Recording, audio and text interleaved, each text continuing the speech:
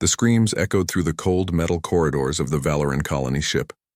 Threxkal moved through the darkness with practiced ease, his massive clawed feet barely making a sound despite his 9-foot frame. Behind him, his pack followed in perfect formation. They had done this hundreds of times before. The Valoran were easy prey. The bird-like creatures huddled together in their sleeping quarters, their fragile wings trembling as the Krell warriors tore through their defenses. Threxkal watched with satisfaction as his warriors dragged the survivors toward the cargo bay. These ones would fetch a good price at the slave markets of Krell Prime. Warmaster, the ship is secure, growled his second-in-command Vectar. The younger Krell's scales were still smooth and unmarred by battle scars. He would learn soon enough. Threxkal nodded and activated the communication array. This was his favorite part. He broadcast the feed across multiple council frequencies, making sure every civilized species in the sector could watch. Let them see what happened to those who resisted the Krell Dominion. On the screen, terrified Valoran families cowered before armored Krell warriors. Their translator picked up their desperate pleas for mercy. Threxkal smiled, showing rows of sharp teeth designed for tearing flesh. "Attention, prey species of the Galactic Council," he began, his voice a deep rumble that the translators rendered in a dozen languages. "For 300 cycles the Krell have ruled this galaxy. We are the apex. We are the hunters. All others exist to serve us or feed us." He gestured to the captured Valoran. These scholars thought their knowledge made them valuable. They were wrong. Only strength matters. Only power determines who survives. Threxkal turned off the feed and ordered his warriors to load their cargo. Another successful hunt. Another reminder to the galaxy that the Krell were untouchable. Across the Krell Dominion, 47 conquered star systems lived under the shadow of fear. The peaceful Valoran had lost 12 colonies in the past decade. Their universities and libraries burned while Krell warpacks took what they wanted. The aquatic Tethians fared no better. Their beautiful ocean worlds had been turned into breeding farms for Krell warriors. The water that once sustained their civilization now held the chains of slavery. The Galactic Council met an emergency session for the 100th time. Representatives from 30 species gathered in the orbital station above Concordia Prime, but their discussions always ended the same way. "We must do something," chirped Ambassador Rilvan of the Valoran, his feathers ruffled in distress. They took another ship, 300 civilians, scholars, and children. "What can we do?" replied the Tethian representative through her water-filled communication sphere. "Every fleet we send against them dies. Every world we try to defend falls." It was true. The Council had tried military solutions before. They assembled coalition fleets with the best ships and weapons their species could build. The Krell destroyed them all. The reptilian predators fought with a savagery that peaceful species could not match. They enjoyed the hunt too much.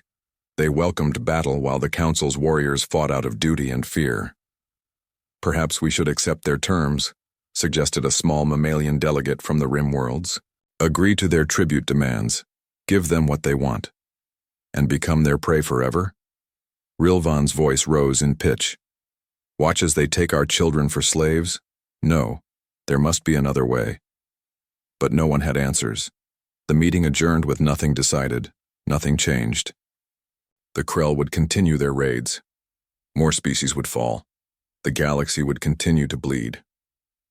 3 light-years away from Council space, something unexpected happened. A Valoran refugee ship, fleeing from the latest Krell attack, stumbled through an unmapped jump point. Their damaged engines could barely hold together. Their life support systems were failing. In desperation, they broadcast an automated distress signal on all frequencies. The signal traveled through the void for 2 days before something answered. A patrol ship from an unknown species picked up the transmission.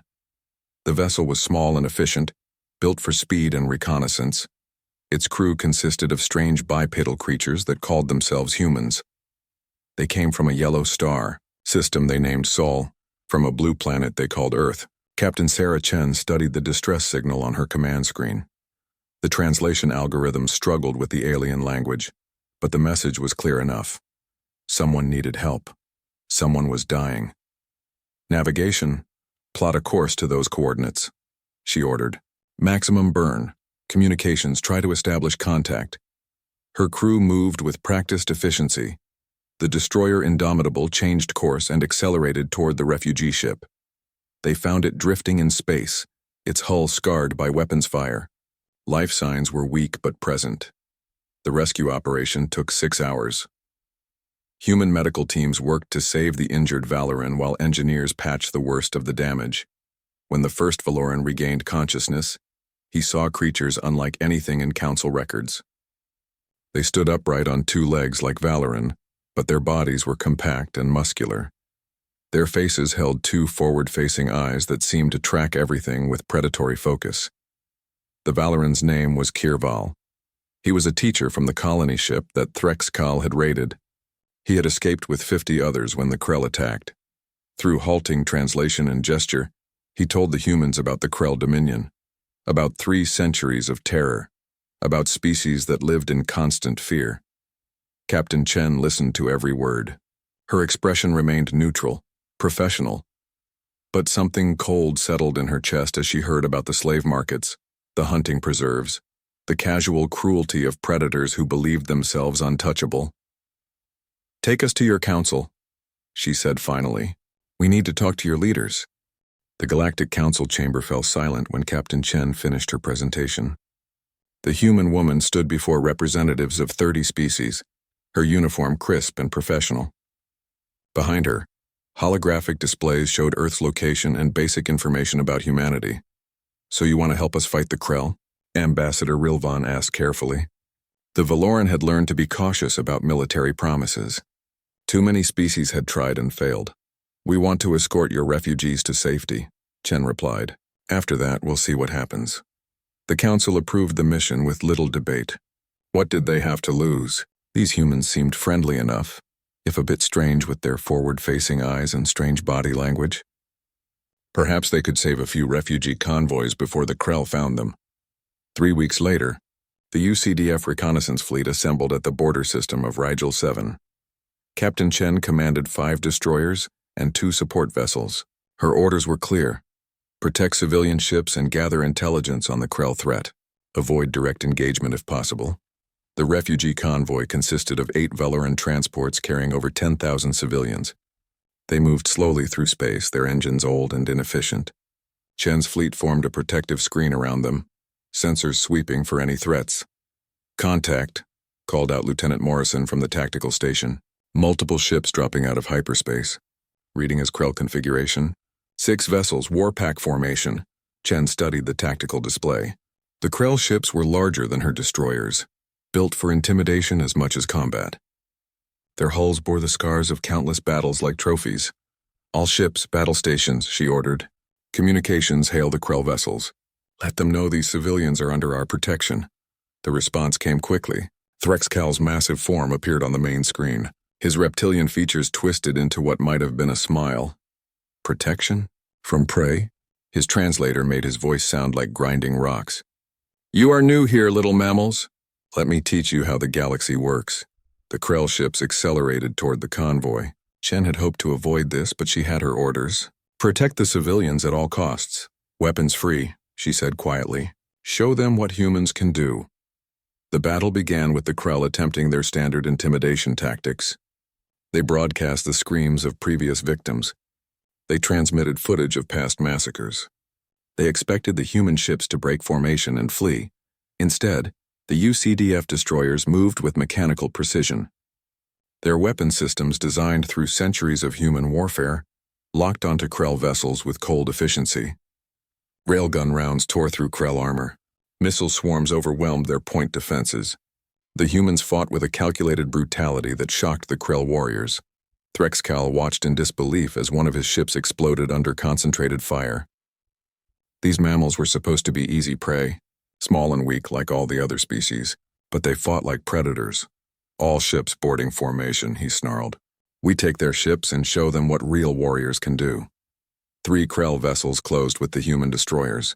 Magnetic clamps locked onto hulls, cutting torches burned through armor. Krell boarding parties poured into the human ships, ready to tear these foolish mammals apart with claw and tooth. The Krell warriors were the elite of their species. Each stood over 8 feet tall, Armored in scales that could deflect small arms fire, they carried energy weapons designed to cause maximum pain and terror. They had boarded thousands of ships. They had never been stopped. They charged down the corridor of the destroyer relentless, roaring their battle cries. They expected to find panicked crew members. Instead, they found something that would haunt Krell nightmares for generations: UCDF Marines in powered armor. The humans stood their ground in the narrow corridors, their armor making them nearly as tall as the Krell. But where Krell relied on fear and fury, the Marines operated with cold precision. They had trained for boarding actions against hostile aliens. They had studied the Krell tactics from the data Kirval provided. The lead Krell warrior swung his energy blade at the nearest Marine. The human blocked with an armored forearm and responded with a point-blank shotgun blast that cracked Krell scales and shattered bone beneath. The warrior fell, screaming. His packmates charged forward. They should have overwhelmed the humans through sheer ferocity. But the Marines fought as a unit. They covered each other's blind spots. They used the ship's tight corridors to limit Krell numbers. They targeted weak points in Krell anatomy with brutal efficiency. One Marine carried a weapon the Krell had never seen before: a flamethrower. The ancient human weapon turned the corridor into an inferno. Krell scales might stop bullets, but they burned just fine. Aboard his flagship, Threxcal listened to the screams of his boarding parties. Not screams of triumph, screams of pain and fear. Impossible. Krell warriors did not know fear. "War Master, our boarding teams are being slaughtered," Vectar reported, his voice shaking. "They're asking for extraction." "Never," Threxcal growled. "Krell do not retreat. Send more warriors." But before he could issue new orders, alarms blared across his ship. Human Marines had counterboarded his flagship. They moved through his corridors like they owned them. Every defensive position fell to coordinated human attacks. His elite guards died one by one. For the first time in 300 years, Threxcal felt something he had inflicted on countless prey species. He felt hunted. The battle lasted 4 hours. When it ended, 3 Krell ships were destroyed. 2 more were captured. The 6th limped away at maximum speed, carrying the survivors of Threxcal's war pack back to Krell space. Captain Chen stood on the bridge of the Indomitable, watching the retreating Krell vessel disappear. Around her, the refugee convoy moved safely toward Council space. Not a single civilian ship had been touched. "Communications, open a channel on all Krell frequencies," she ordered. When the link established, she spoke in a clear, steady voice. "This is Captain Sarah Chen of the United Colonial Defense Force. We are humanity. We have claimed these refugees as protected persons. Any Krell vessel that threatens them will be destroyed. This is your only warning." She gestured to cut the feed. "Take us to Council space. We need to have a longer conversation with their leadership." Somewhere in the depths of Krell space, Threxcal received the transmission. He watched it 3 times, trying to understand what had happened. His warriors had been beaten. His pack had been broken. By prey, no, not prey. These humans were something else. Something dangerous. Something the Krell had never encountered before. He sent a priority message to Krell Prime. The galaxy had changed. The apex predators had found something they could not intimidate. The hunt had become complicated. The Galactic Council had never seen anything like the humans before. After the Battle of Rigel 7, Earth's representatives arrived at Concordia Prime with detailed plans for systematic liberation of Krell-occupied territories. The other species listened with a mixture of hope and disbelief. "You understand what you're proposing?" Ambassador Rilvan asked carefully. "Total war against the Krell Dominion. They control 47 systems. They have hundreds of warships." Admiral Kwame Okafor nodded. He was a tall human with graying hair and steady eyes that had seen too much combat. "We understand perfectly. The Krell rule through fear. We're going to teach them what real fear feels like." The operation began 3 weeks later. The humans called it Operation Reversal. The name was apt. Everything the Krell had done to other species would be turned back on them. Lieutenant Marcus Webb led a special operations team deep into Krell territory. Their target was a slave world called Tethys 4, where the aquatic Tethians worked in underwater mining facilities under Krell supervision. Webb and his 12 operators infiltrated the planet under cover of night. The Krell guards never saw them coming. Human stealth technology made them nearly invisible. Human training made them deadly silent. The guards died quickly and quietly, their throats cut before they could raise an alarm. Webb found the Tethian workers huddled in cramped underwater habitats. They looked at the humans with fear at first, expecting new tormentors. Instead, Webb's team brought weapons and training. "We're here to help you fight back," Webb explained through a translator. "The Krell think you're helpless. Let's prove them wrong." Over the next 2 weeks, the humans trained 300 Tethian volunteers in basic combat tactics. They taught them how to use weapons, how to set ambushes, how to turn their knowledge of the underwater facilities into tactical advantages. Most importantly, they taught them that Krell could bleed and die like anyone else. The uprising began on a carefully coordinated signal. Tethian resistance fighters struck every Krell facility simultaneously. The guards expected easy prey.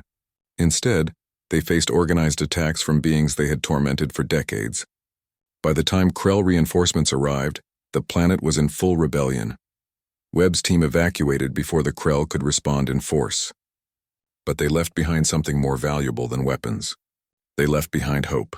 Similar operations unfolded across a dozen Krell worlds.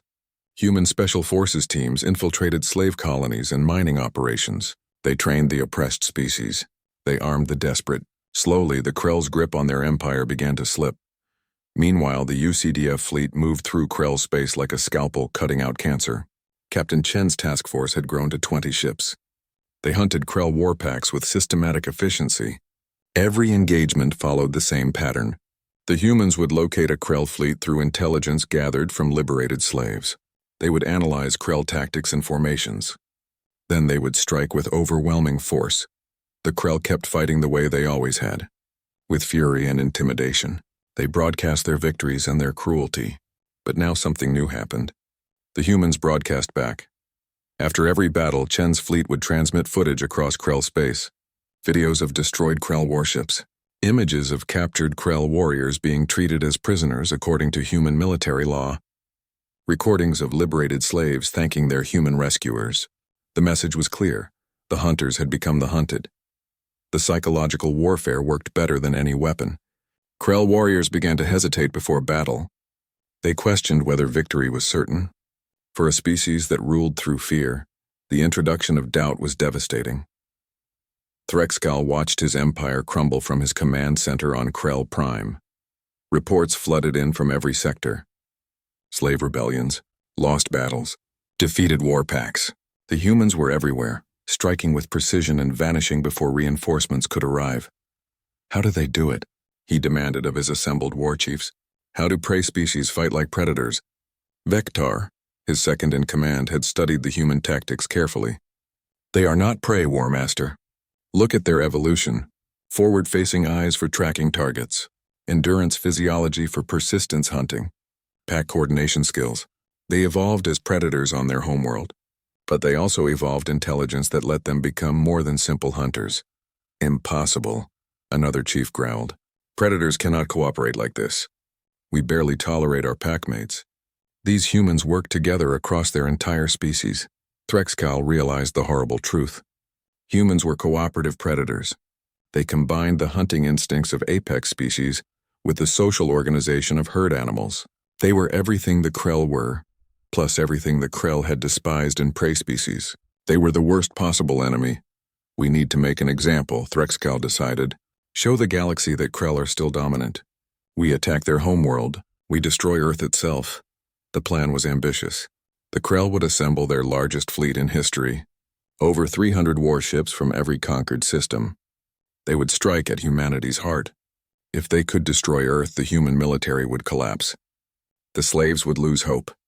The old order would be restored. It took 3 months to gather the fleet. 3 months during which human operations continued across Krell space. 12 more worlds liberated. 8 more Krell warpacks destroyed. The Dominion was bleeding resources, but Threxkal remained focused on his goal. Finally, the fleet was ready. 300 of the most powerful warships the Krell had ever built. Threxkal himself would lead them. This was not just a military operation. It was a statement. A reminder of why the Krell were apex predators. The fleet departed for Sol system with great ceremony. Krell across the Dominion watched the broadcast and felt their confidence return. Yes, this was how things should be. The Krell taking what they wanted through strength and violence. The natural order would be restored. The Galactic Council intercepted the transmission. They sent urgent warnings to Earth, but the humans seemed unconcerned. Captain Chen, now promoted to Commodore, sent a simple reply: "Let them come. We'll be ready." Ambassador Rilvan wondered if the humans understood what they faced. 300 Krell warships represented an unstoppable force. No species had ever withstood such an assault. Earth would burn. Humanity would join the long list of species crushed beneath Krell claws. But the Valoran did not understand something crucial about humans. They were not like the other Council species. Humans had not evolved on a peaceful world of plenty. Earth had tested them with ice ages and predators, with diseases and disasters, with wars that nearly destroyed their species. Humans knew how to defend their home because they had nearly lost it many times before. They had spent centuries preparing for threats from the stars. The Krell were about to learn what happened when apex predators attacked a species that had survived by being more paranoid than any other. The fleet entered the outer edge of Sol System 3 weeks later. Threxcal stood on the bridge of his flagship, watching the yellow star grow closer. Somewhere ahead was Earth. Somewhere ahead was his prey. He smiled, showing rows of sharp teeth. Soon the humans would remember their place. Soon the galaxy would fear the Krell again. Soon everything would return to normal. He had no idea how wrong he was. The Krell fleet emerged from hyperspace at the edge of Sol System. 300 warships, the largest armada ever assembled by the Dominion. Threxcal stood on the bridge of his flagship Apex Predator and felt satisfaction course through him. This was how the galaxy should work. Predators taking what they wanted from prey. All ships advance formation, he commanded. Target the inner system, find their homeworld and burn it. The fleet began its journey toward the inner planets. They passed the orbit of Neptune without incident. Then Uranus, then Saturn's magnificent rings. No resistance. No defense fleet. The humans were cowering on their homeworld, waiting for death. Admiral Kwame Okafor watched the Krell advance from his command center on Luna, Earth's moon.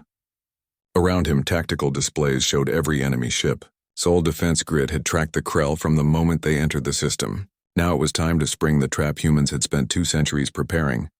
"They're past Saturn," reported his tactical officer. "Entering the engagement zone." Okafor nodded. "Execute Operation Gauntlet. Show them what defending home means."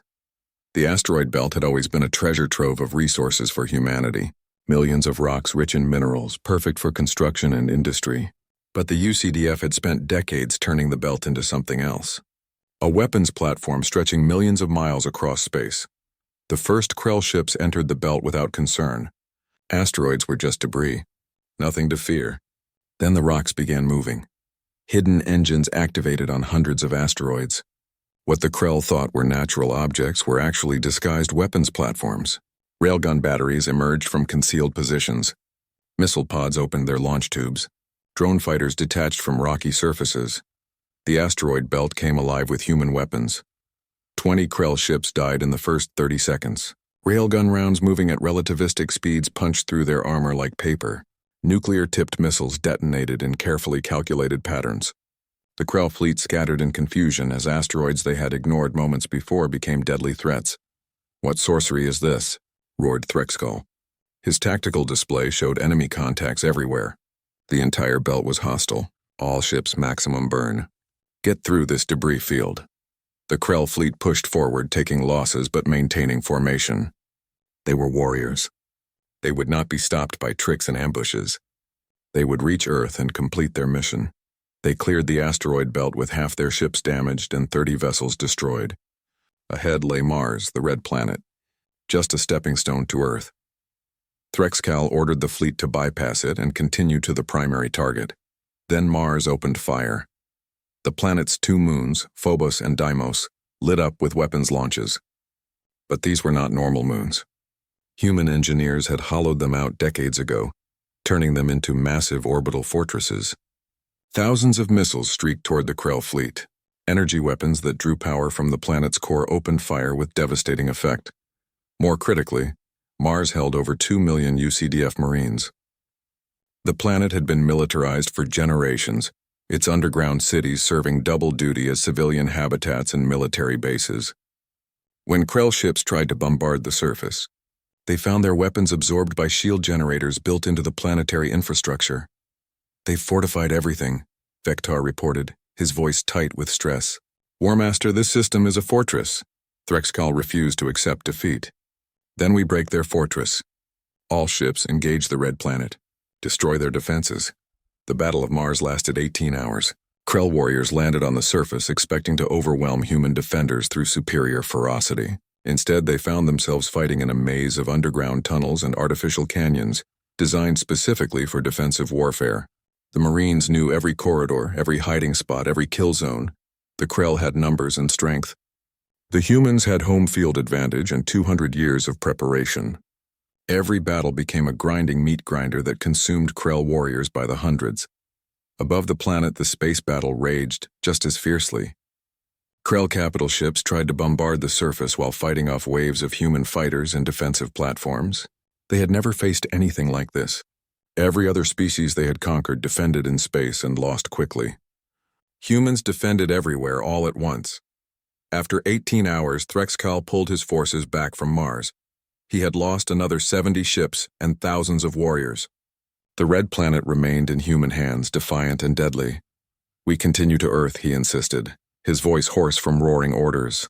We finish this.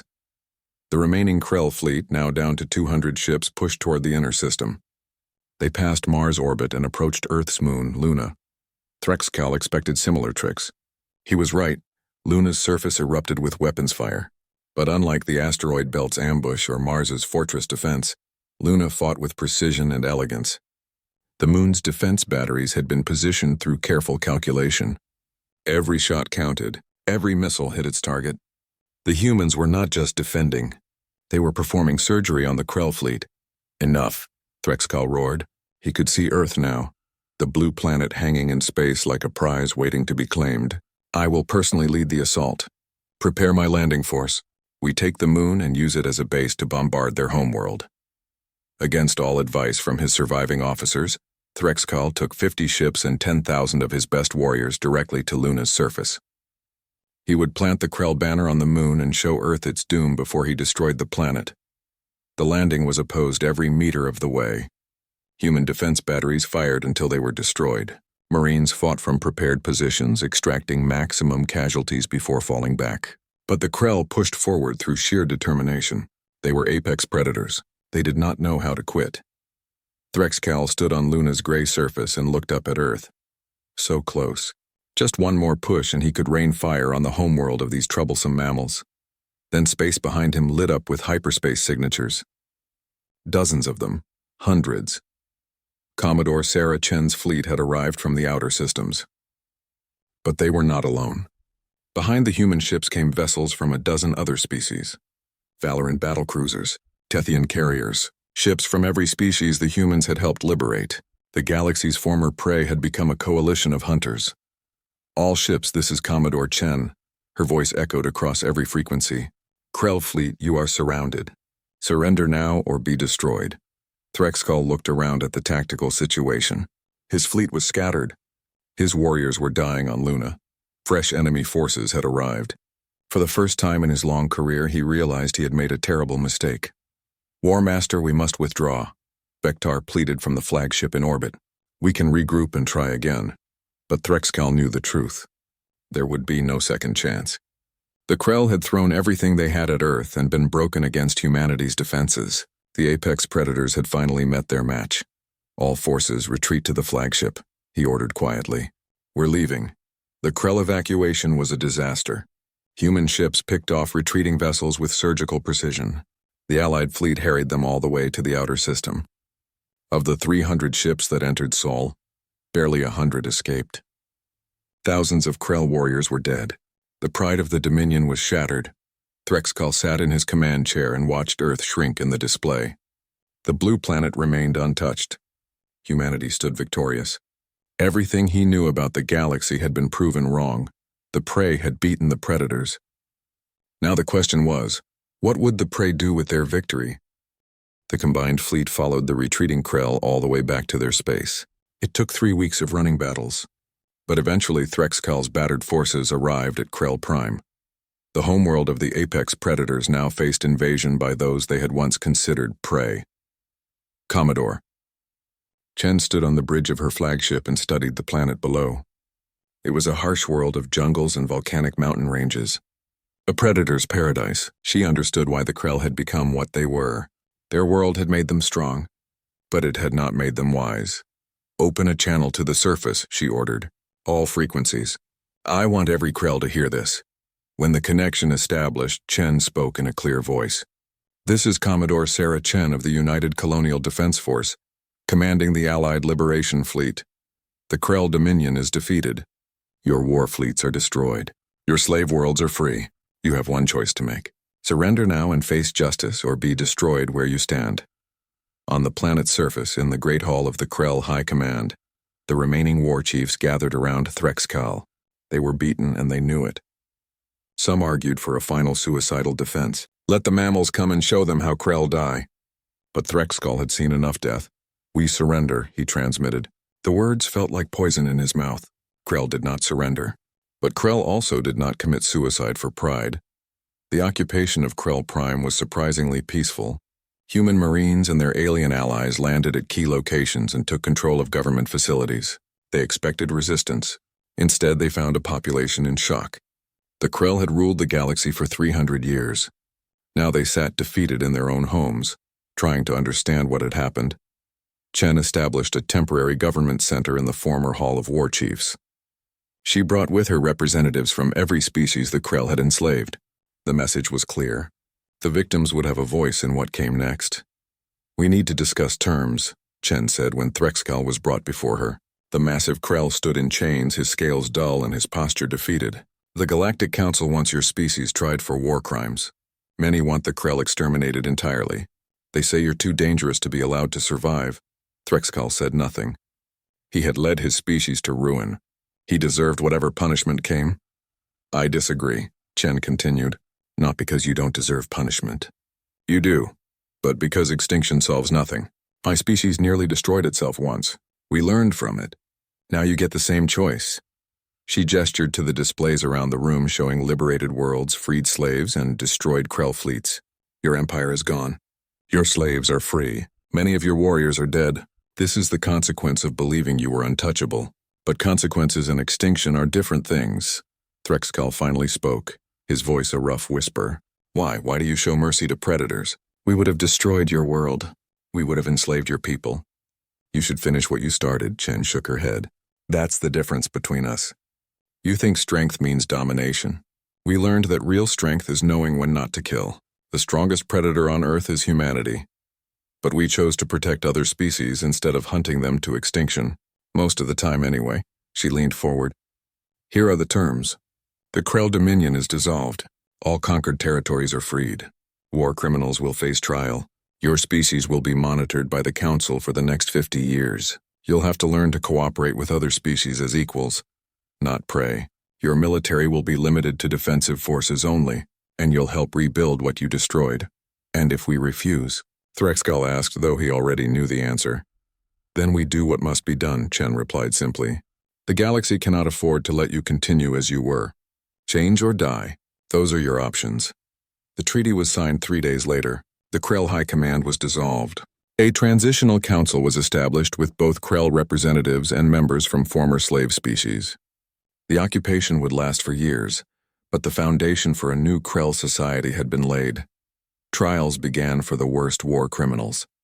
Threxcal stood before a council tribunal and answered for 300 years of atrocities. He did not try to defend himself. He simply acknowledged what he had done and accepted his sentence. Life imprisonment, serving humanity's rebuilding efforts on the worlds he had destroyed. The Galactic Council underwent changes as well. Humanity was granted full membership in a unique role. Earth's military became the Council's peacekeeping force. The UCDF would protect member species from external threats and ensure no new dominion rose to replace the Krell. You're making us the galaxy's police force, Chen said during the formal ceremony on Concordia Prime. She wore her dress uniform, medals earned through months of brutal combat gleaming on her chest. We're making you what you already are, Ambassador Rilvan replied. The Valoran had recovered much of his confidence since the liberation. Protectors, guardians, you showed us that predators can choose mercy. Now help us build a galaxy where everyone is safe. Chen accepted the responsibility. She understood the burden it placed on humanity. They would need to remain vigilant, remain strong, remain ready to fight when necessary, but that was nothing new. Humans had always been survivors. 5 years after the siege of Seoul, a small delegation arrived at Earth. They requested a meeting with Commodore Chen, who was now Admiral Chen commanding the entire UCDF peacekeeping fleet. The delegation was led by a Krell named Threx, no longer War Master, no longer leading armies, just a being trying to understand how the galaxy had changed.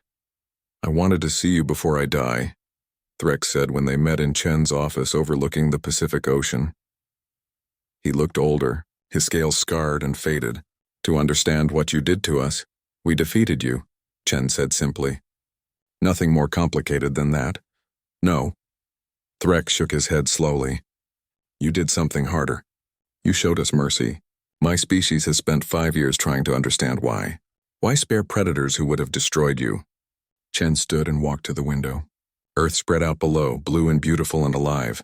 Billions of humans going about their lives unaware of how close they had come to extinction. "Because we learned something your species never did," she said finally. "True apex predators don't need to prove their dominance. They choose when to show mercy. The most dangerous creature in the galaxy isn't the one that can kill anything. It's the one that can kill anything but chooses not to." Threx was silent for a long moment. "My people are changing, slowly. We're learning to see other species as equals rather than prey. Some Krell even volunteer for council service now, working alongside the species we once enslaved. It's strange, uncomfortable, but necessary." "That's growth," Chen said. "That's evolution. Not in body, but in mind. Your species will survive because you're learning to adapt." "And if we hadn't?" Threx asked. "If we refused to change?" Chen turned to face him directly. Her expression was kind, but her eyes were hard. "Then we would have done what was necessary. We showed you mercy because you accepted defeat and were willing to change. Never mistake our mercy for weakness, Threx. We remain what we are. Predators who choose to protect instead of destroy. But we remain predators." Threx nodded slowly. He understood now. Humans were more dangerous than Krell precisely because they could be merciful. They had the strength to destroy and the wisdom to choose another path. That combination made them the true apex of the galaxy. "Thank you," he said quietly, "for teaching us this lesson. For giving us a chance to become something better than we were." After Threx left, Chen returned to her duties. Reports came in from across council space. A pirate raid stopped here. A territorial dispute mediated there. The UCDF remained busy keeping the peace. It was not glamorous work, but it was necessary. The galaxy had learned an important lesson. Predators were not defined by their cruelty or their strength. They were defined by their choices. And humanity had chosen to be guardians rather than tyrants. In the centuries to come, that choice would shape the entire galaxy. New species would join the council, protected by human fleets. Old conflicts would be resolved through negotiation backed by the threat of force. The Krell would slowly integrate into galactic society, their warrior traditions channeled into productive purposes. And Earth would remain the heart of it all. The blue planet that had produced the galaxy's most dangerous predators. The world that taught the stars that mercy was not weakness but the ultimate expression of strength. Humans had come to the galaxy and found predators who thought themselves untouchable. They had proven those predators wrong. Now they stood guard to ensure it never happened again. Not through conquest or domination, but through the simple principle that those who could destroy had a responsibility to protect instead. The apex predators had learned their lesson. Now they would make sure no one forgot it.